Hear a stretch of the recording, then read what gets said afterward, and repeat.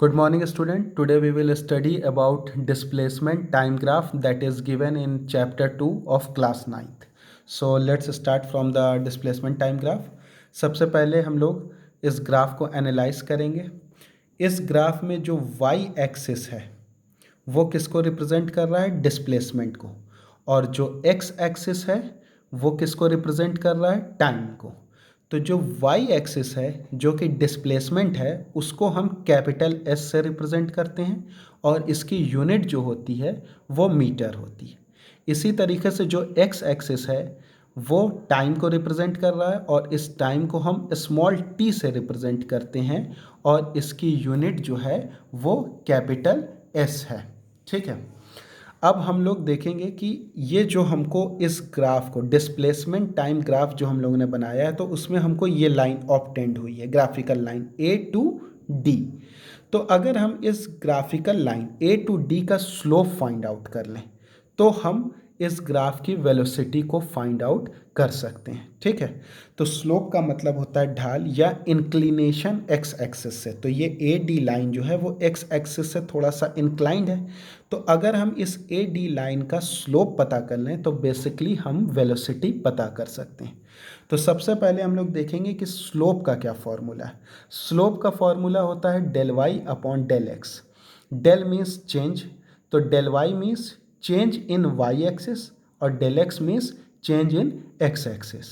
और change in y axis का क्या मतलब हुआ? इसका मतलब हुआ कि final y f y f minus initial y y i. ठीक है। इसी तरीके से डेल एक्स का क्या मतलब हुआ? Final x x f minus initial x means x i. ठीक है। तो अब डेल वाई का मतलब हुआ कि चेंज इन वाई एक्सिस। तो हम लोग सबसे पहले देखेंगे कि वाई एक्सिस पर है क्या। वाई एक्सिस पे तो डिस्प्लेसमेंट है, तो अब हम डेल वाई की जगह पे क्या रख सकते हैं? डेल एस को रख सकते हैं। ठीक है। और स्लोप में डेल एक्स है, तो डेल एक्स में हम लोग देखेंगे एक्स एक्सिस पर क्या है? टाइम है। तो डेल एक्स की जगह हम लोग क्या रख सकते हैं? डेल टी को रख सकते हैं। ठीक है। तो अगर हमने डेल एक्स की जगह पर डेल टी को रखा तो हमको क्या मिला? Del S upon del T. तो हमने पहले ही बताया था कि डेल टी को क्या बोलते हैं? रेट बोलते हैं। और डेल को क्या बोलते हैं? चेंज बोलते हैं। एस को क्या बोलते हैं? डिस्प्लेसमेंट बोलते हैं। तो बेसिकली इसका मतलब हुआ, डेल टी का मतलब हुआ रेट और इसका मतलब हुआ चेंज, इसका मतलब हुआ डिस्प्लेसमेंट। तो rate of change of displacement is called velocity.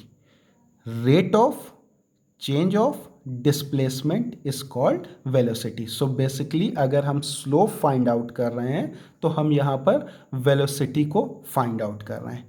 अब डेल एस का मतलब क्या हुआ? Change in displacement. चेंज का क्या मतलब होता है? Final displacement minus initial displacement. और डेल टी का क्या मतलब हुआ? Final time minus initial time. अब हम लोग इस ग्राफ में देखेंगे कि फाइनल डिस्प्लेसमेंट क्या है। ए टू डी लाइन के लिए जो फाइनल डिस्प्लेसमेंट है वाई एक्सिस पर वो क्या है? हम लोग यहाँ से डी से वाई एक्सिस पर जाएंगे तो कितना है फाइनल डिस्प्लेसमेंट? 30 है। ठीक है। अब इस ग्राफ में हम लोग ए पॉइंट से जाएंगे वाई एक्सिस पे तो कितना डिस्प्लेसमेंट है हमारा? 0 है। तो यानी कि फाइनल डिस्प्लेसमेंट क्या है? 30 है और इनिशियल डिस्प्लेसमेंट क्या है? 0 है। अब हम लोग फिर ए डी लाइन के लिए एक्स एक्सिस पे जाएंगे तो डी से हम लोग एक्स एक्सिस पे आए तो हमको क्या मिला? 3 मिला। तो यानी कि ये फाइनल एक्स जो है या फाइनल टी जो है वो 3 है।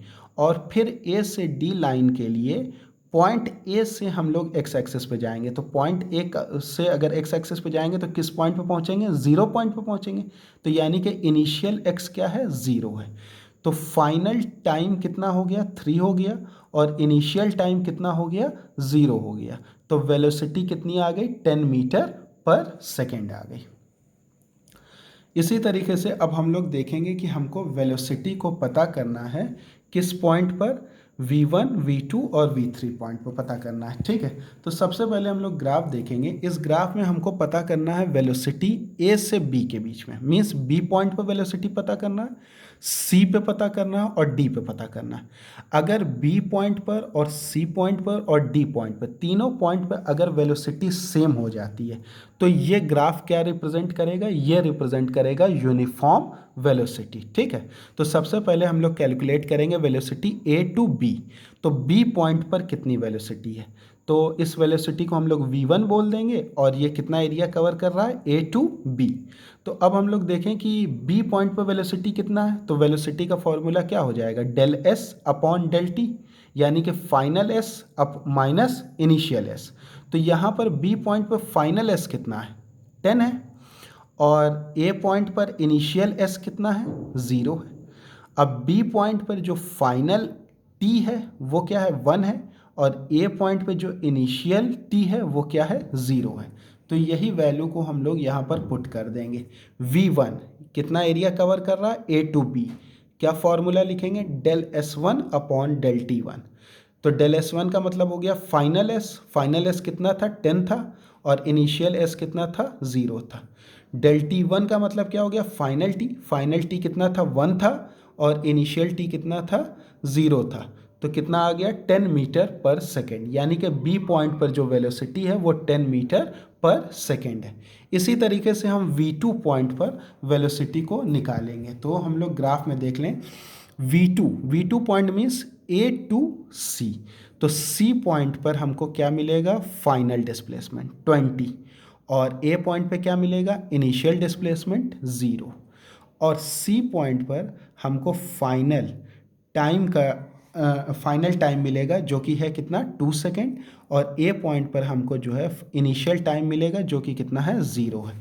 फिर इस वैल्यू को हम लोग यहाँ पर पुट कर देंगे। V2 ये कितना कवर कर रहा है, ए टू सी पॉइंट, इसका फॉर्मूला क्या होगा, del S2 upon del T2। Final S क्या होगा, 20 होगा, इनिशियल क्या होगा, 0 होगा, और फाइनल टाइम क्या है, 2 है, और इनिशियल क्या होगा, 0 होगा। तो कितनी वैल्यू आ गई, 10 मीटर पर सेकेंड। इसी तरीके से हम लोग V3 निकालेंगे। V3 A टू D तक कवर करेगा, del S3 upon del T3, इसका फॉर्मूला हो जाएगा। तो हम लोग ग्राफ में देख लें कि A टू D पॉइंट पर कितनी फाइनल डिस्प्लेसमेंट है, 30, और A पॉइंट पर कितनी डिस्प्लेसमेंट है, 0। D पॉइंट पर कितना टाइम है, फाइनल टाइम 3 है, और A पॉइंट पर कितना फाइनल टाइम है, 0। इसी वैल्यू को हम लोग यहाँ पर पुट कर देंगे तो कितनी वैल्यू आई, 10 मीटर पर सेकेंड। तो बेसिकली V1, V2 और V3 तीनों कितनी आ रही हैं, 10 मीटर पर सेकेंड। तो यानी कि ये ग्राफ क्या रिप्रेजेंट कर रहा है, ये ग्राफ जो है वो यूनिफॉर्म वेलोसिटी को रिप्रेजेंट कर रहा है। क्यों, क्योंकि V1 पॉइंट पर भी वेलोसिटी 10 है, और V2 पॉइंट पर भी 10 है, और V3 पॉइंट पर भी वेलोसिटी 10 है। So basically this graph represent uniform velocity.